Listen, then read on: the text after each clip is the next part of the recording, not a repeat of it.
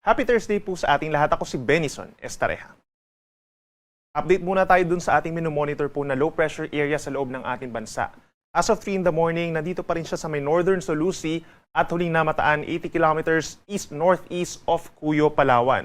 Itong low pressure area hindi pa rin inaasahan na magiging isang bagyo at posibleng malusaw sa susunod na 24 oras. Samantala, magpapaulan pa rin ito sa malaking bahagi ng Southern Luzon, Visayas at hilagang parte po ng Mindanao. Samantala, yung easterlies pa rin o yung hangin galing sa silangan, nagdadala pa rin ng mainit na panahon for the rest of Luzon and Mindanao. At itong easterlies din, mas maraming dalang moisture. Kaya taasahan din po ang mataas din na tsansa ng mga pag-uulan at mga thunderstorms, lalo na sa dakong hapon hanggang sa gabi.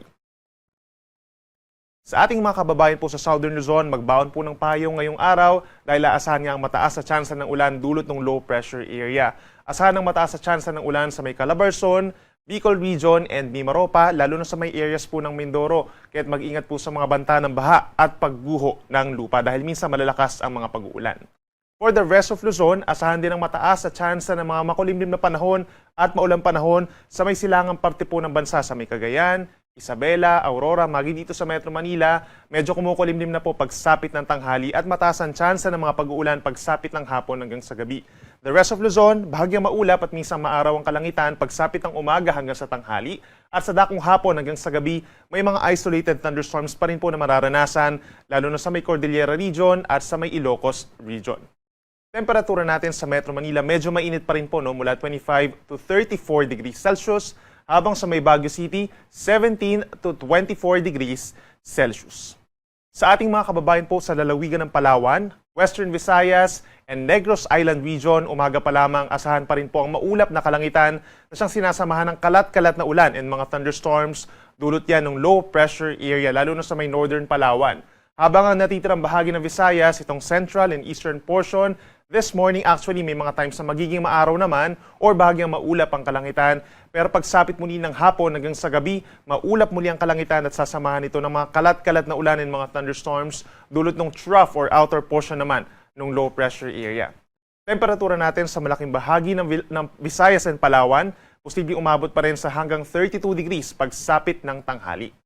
At sa ating mga kababayan po sa Mindanao, umaga pa lamang may tsansa na ng pag-ulan sa may Zamboanga Peninsula, maging dito rin po sa may Surigao del Sur, Davao Oriental and Davao de Oro, yung sa may parting Zamboanga Peninsula dahil po dun sa outer part ng low pressure area, habang sa may eastern side ng Mindanao dahil naman sa easterlies. Ang malaking bahagi ng Mindanao, make sure po magdala pa rin ng payong dahil makakaasa pa rin tayo ng mga kalat-kalat na ulan at mga thunderstorms pagsapit ng hapon hanggang sa gabi. Usually nagtatagal po ito ng 2 hanggang 3 oras. Temperatura natin sa may Davao City hanggang 32 degrees Celsius, habang sa may Zamboanga City pinakamainit in terms of air temperature hanggang 33 degrees Celsius. Pagdating naman sa heat index o yung nararamdaman ng ating katawan, mataas pa rin po ang concentration ng mga matataas na heat indices sa may Luzon. 46 degrees ang inabot po kahapon sa may Cavite City, nasundan na naman ng 45 degrees sa may Catarman, Northern Samar. Habang sa may Metro Manila kahapon, umabot sa may southern part ng Metro Manila, 43 degrees, delikadong antas po ito, habang umabot naman sa 41 degrees ang heat index sa may northern part of Metro Manila. Ngayong araw, makakaasa pa rin ng mga nasa delikadong antas ng heat index ang malaking bahagi ng Luzon.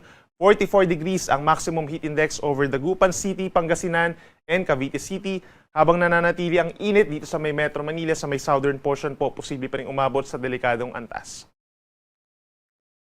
Base naman sa ating heat index map, forecast, malaking bahagi pa rin ng mga kapatagan po sa Luzon na magkakaroon na sa between 42 to 44 degrees na heat index. Kabilang na dyan ang mga kapatagan po sa may Isabela, Ilocos Provinces, Pangasinan, dito sa may Zambales, Tarlac, Northern Palawan, hanggang dito sa may Rojas Capiz, Catarman Northern Samar, Masbate, and Camarines Norte. Delikado pa rin po ang ating heat indexes dyan bago magkaroon ng mga thunderstorms. Para sa mas detalyado pang heat index forecast sa malaking bahagi ng bansa at maging sa mga susunod na araw, scan lamang po yung QR code na nakikita sa inyong screen or bisitahin ang pag-asa.dost.gov.ph/weather/heat-index.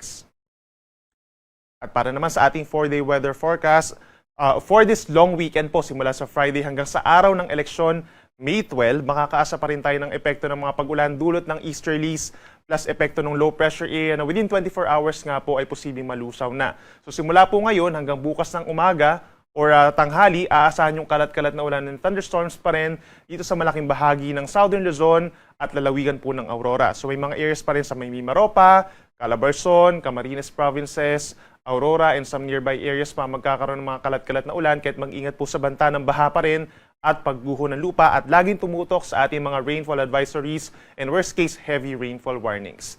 Pagsapit naman po ng Linggo at Lunes, makakaasa naman ng epekto ng frontal system o yung pagsasalubong ng easterlies, ng mainit na easterlies at malamig na hangin galing sa Hilaga, ang Batanes and Babueng Group of Islands. So kung lalabasin po ng bahay, make sure na meron dalang payong.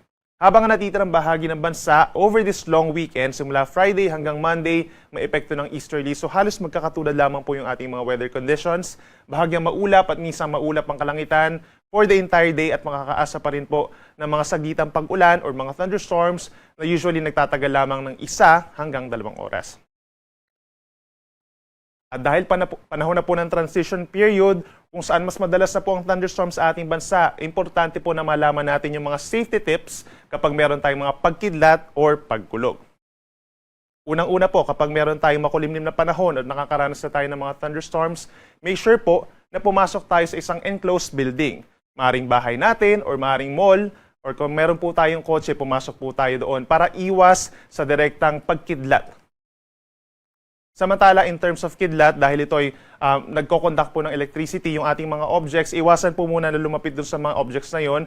Kabilang na dyan ang mga puno, mga poste ng kuryente, scaffoldings. Kung tayo ay nasa beach, lumayo po muna sa mga pangpang. At kung nasa kalye naman tayo, lumayo tayo doon sa mga may puddle. At kung nasa loob tayo ng bahay, umiwas din sa paghawak sa mga power tools. Kapag malapit tayo sa ating mga socket, lumayo po muna tayo. At iwasan din ang paghawak sa ating mga appliances kung kinakailangan. Samantala kung tayo naman po ay nasa may kapatagan o nasa gitna ng isang field, make sure na umiwas tayo sa pagtayo at pagtaas ng ating mga kamay. Instead po, magkaroon tayo ng position na nakasquat, kung saan hawak-hawak po ng dalawang nating kamay, ang dalawang tenga, at make sure po na magkadikit yung sakong ng ating dalawang paa habang nakatikdi tayo. So in case na magkaroon tayo ng makaranas tayo ng mga pagkidlat, yung electricity po na manggagaling sa lupa ay dediretso lamang po sa pagitan ng ating paa at hindi aakyat sa ating katawan. Ang ating sunrise ay 5:31 ng umaga at ang sunset ay 6:15 ng gabi.